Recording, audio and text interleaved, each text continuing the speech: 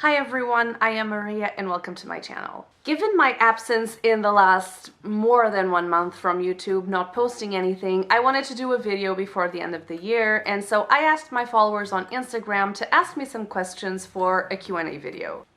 Original. So today I will be answering those questions. Thank you very much everyone who sent me questions. I'm not sure I'll be able to answer all of them, but I will try to answer at least the ones that kind of englobe the things most people ask. I'm gonna split the questions in 3 categories. The first one will be more about research and marine biology in general. The second one will be more about my research and my situation, so a bit more related to my work. And the third one will be just personal questions, not necessarily related to either marine biology or research. I have no idea how long this is gonna take, but it might be long, so buckle up guys. First question, to what extent have humans explored the ocean? So it's not really possible to know what we don't know since we don't know it. The usual number and percentage that scientists and people throw around is that we have only explored 5% of the world's oceans. In fact, in most expeditions to the deep ocean, there are always new species found, which reflects how much we really don't know. What are good classes to take in high school, college for marine biology? Very short answer. In high school, obviously, if you want to go into a scientific field more related to earth sciences or environmental sciences like biology or marine biology, then take your usuals: biology, physics, chemistry, math. All of those will probably be very important for your career in the future or for your future college studies. In college, I made a whole video on courses to take at university if you want to become a marine biologist, and I'm gonna just link it here. But one question I get asked a lot also in private is whether general courses are important, like general math or chemistry, physics, you know, things that are not necessarily directed to marine biology but are still a part of science or still scientific fields.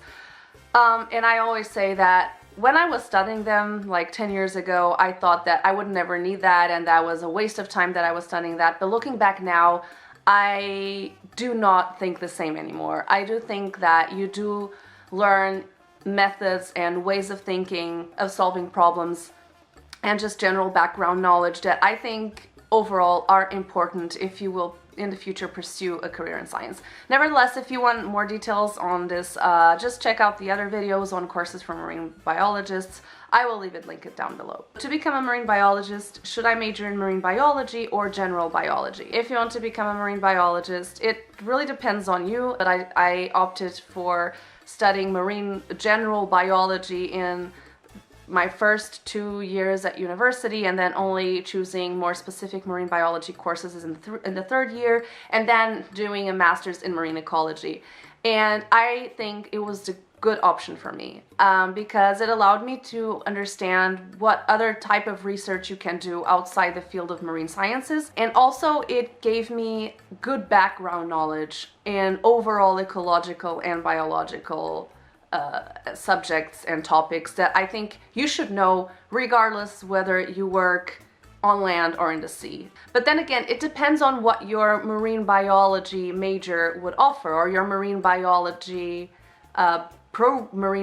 bachelor program would offer, because if they offer also general courses but then also more specialized courses, that also might not be a bad idea. It highly depends on your specific program, what you are looking for, and if you are sure that what you want is solely marine biology, or if you would like nevertheless to know what other options would be in biology outside of the marine environment. How much coding do you need to know before doing a PhD? Love your videos. Thank you very much, Sassy.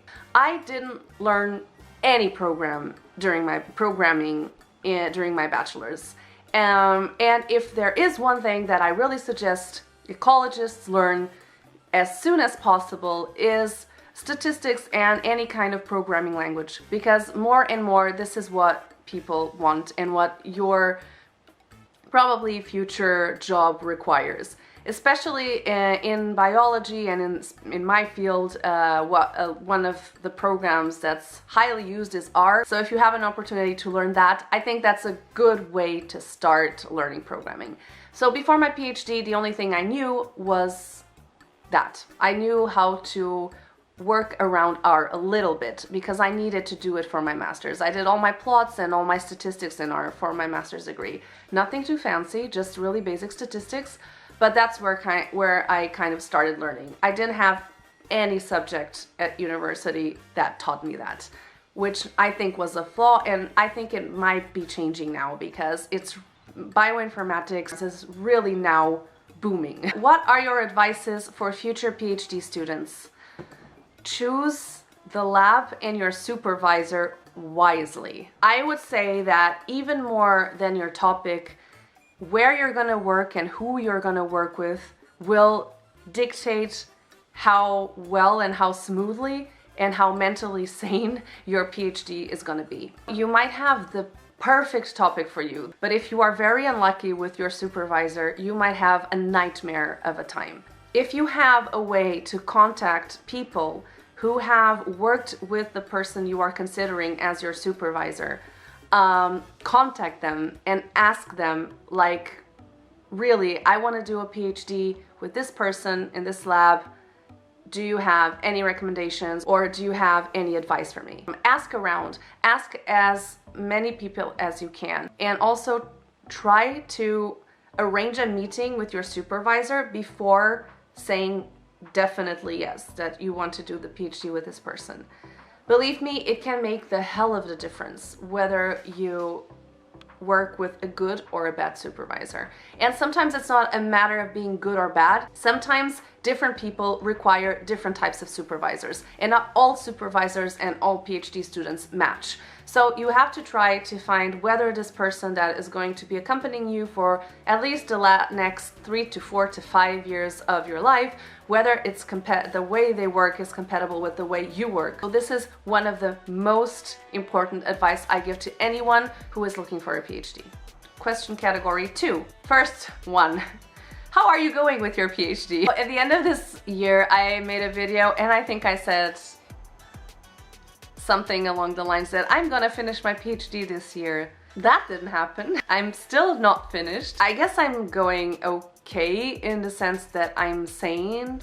I'm just right now finishing writing my second manuscript for the PhD, and the third is already on the way. And once I have those two finalized, I can hand in my thesis. And my goal is next year. And I don't want to say more than next year because all the deadlines that I've set out loud for me handing in the PhD were never met. And that is fine. Those were just my own deadlines. And I told myself I should try to meet them, but if I don't, it's also fine because, you know, sanity is also important. So how am I doing? I'm okay.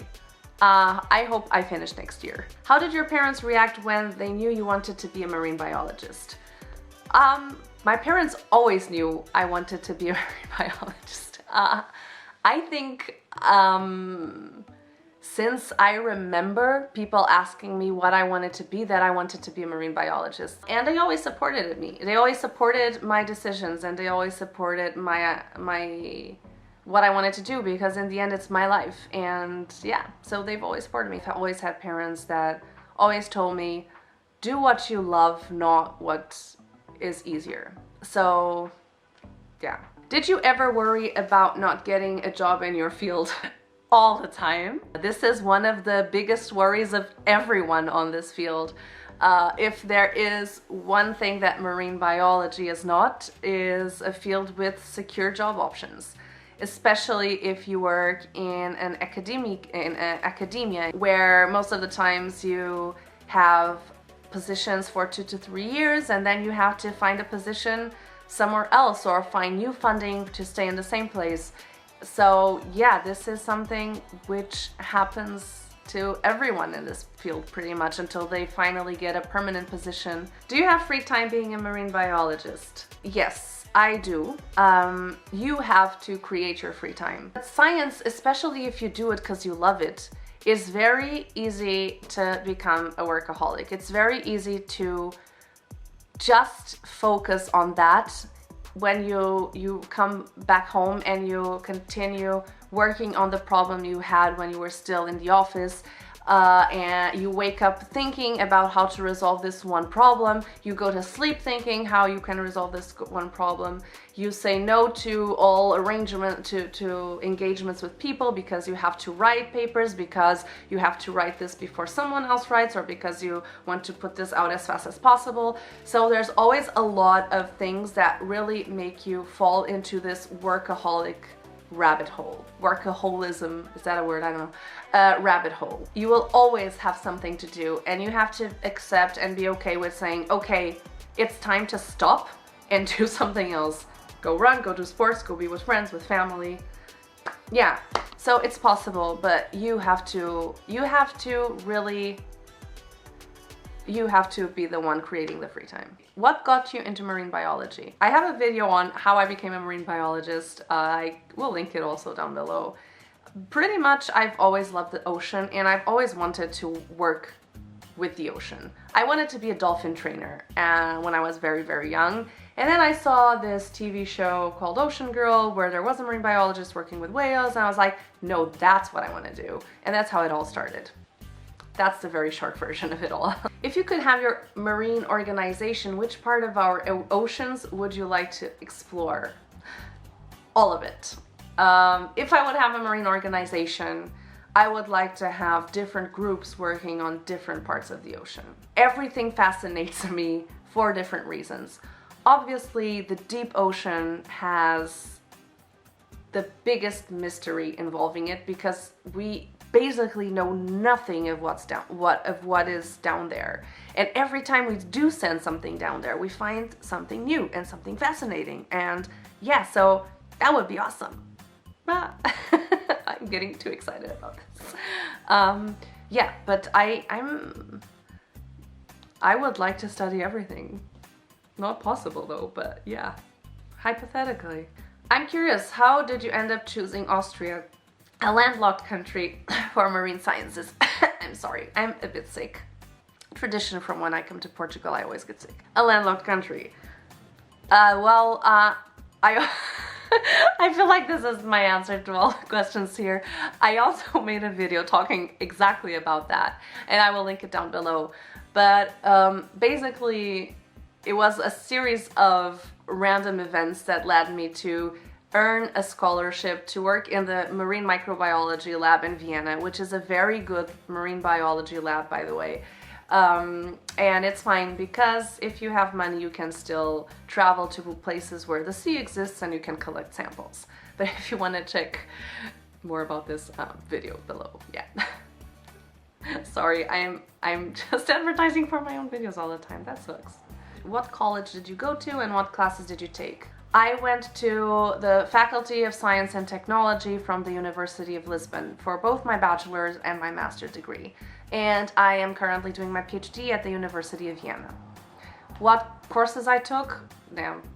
I took over 100 courses. All biologies, physiologies, statistics, math, physics, chemistry, organic chemistry. Did I figure it out? No, I didn't. Anthropology, marine stuff, a lot of marine stuff, a lot of things. Yeah, it's a huge list. What has been the hardest and most difficult thing you have done to get where you are today? That's a good question, and I don't know the answer to that. If I look back, there isn't like a moment where I think like it was a very hard moment for me or harder than any other moment. Deciding whether I wanted to do a PhD was not a hard moment, I would say, but definitely something that got me thinking for a very long time and got me a bit stressed out, like, you know, this overall deciding your future thing. Deciding where to go, I think, whether I wanted to come to Austria, a landlocked country, but it's not like it was very hard, it was just a decision I had to make. And every time you have two paths and both seem pretty good, it's always difficult to make a decision, but it was fine. I'm fine with the decision I made. I'm very happy where I am. So I guess I'm gonna have to stay there with that answer. I mean, every part of part of my journey so far has had more difficult patches than others, like exams or doing a PhD generally, specific times during the PhD which were not very good, highs and lows, but there is not one that I can specifically pinpoint as the hardest. So I think that's my answer to that question. How do you fundraise your research? For me specifically, my salary was funded by a scholarship a PhD scholarship awarded to me by the Science Academy, Austrian Science Academy, and it's a PhD grant for PhD students, and the money for my research was given to me by a project or a couple of projects for my supervisor. So this is a nice one. Your all-time favorite book. It's a nice one, but I don't have one. I love reading. It's one of my favorite at-home hobbies, at least. I don't have one. I have books that had a huge impact in my life. Cliché Harry Potter, I grew up with it. I was the same age as the characters as the books were coming out. So back then it had a huge impact in my life. I've never read the books again, so I probably will one day to see how much I still love them, but I love them independently from how impactful they were back then. I love when I was like older teens, younger adult years, there was a writer that I think I read all the books she had out back then, which is Juliette Marillier. I don't know if that's how you pronounce it. And I don't know, so there's so many books right now. Like the book I'm reading now, Americana, I'm enjoying it a lot. And oh, if you like fantasy, read the Mistborn trilogy by Brandon Sanderson. Oh my god, that trilogy blew me away. For the longest time, like for my late university years, like masters, I stopped reading almost altogether. I used to read a lot, and then for like 5 years I just stopped reading altogether. And this trilogy was what got me reading again. Like, it was a page turner and it just blew my mind. In the meanwhile, I think I've read almost all books from him. Like, it's amazing. Read it if you like fantasy. It's amazing. Do you like jellyfish? In which way? To eat them? No. As an organism? Yes, I do. I think they're amazing jellyfish in terms of beauty. They are such beautiful jellyfish, especially in the deep. They have like these crazy colors. It's amazing. But there are several jellyfish I would rather not run to while I'm swimming because they be deadly sometimes. But yeah, as an overall organism in the ocean, I do like them. What's your favorite part about Christmas? My favorite part about Christmas, without a doubt, is spending time with my friends and my family. Especially, I mean, it's always been that, but especially since I'm living abroad, coming home for Christmas is something that me and all my friends who are also abroad do. And so it's a time for everyone to get together. And it's like 1 to 2 weeks that I'm here back home, just meeting everyone again and seeing all my groups of friends from forever and being with my family. And Christmas Eve and Christmas Day is just, it's magical. It's definitely what Christmas is all about for me. What's my favorite seafood dish? I'm vegetarian for more than 1 year now. I don't really eat seafood anymore. When I did, I was not picky with seafood. I liked pretty much almost everything. What is the best sea creature in your opinion? When people ask me this, I get always thrown back. I don't have one. I always give, I think, the same answer, which is like humpback whales. They've just had such an impact in my life overall, because this show that I was telling you about before, about a marine biologist who I wanted to be, who was a marine biologist as I want to be, she worked with the humpback whale. And maybe that's why I always go back to this answer.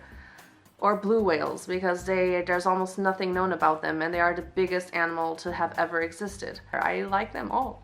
They are all important in this world we live in. This might be a tacky answer, but it's the truth. I think that's a good question to finish this Q&A. I've been talking forever. Oh my god, I thought I wasn't gonna need to edit much, but I will, because damn, I ramble a lot. right. Thank you again, once again, everyone who asked me questions. I see you. And thank you very much if you stuck around until now for listening to me ramble about random stuff. I wish you all, from the bottom of my heart, a very happy New Year's, that everything that went good this year gets better and everything that went wrong gets better. I hope that everything gets better. If you want to keep up with me a bit more often, follow me on Instagram. I'm a bit more regular posting there. Even though I do have social media breaks, like 1 week in which I actually don't post anything, I still do post kind of regularly on Instagram, so you can follow me there. I also have a Twitter account, which I usually use more for science-y kind of stuff. You can also follow me there. And that's it. Thank you very much for watching, guys. I wish you all a very, very happy New Year's, and I hope to see you in the next one. Bye.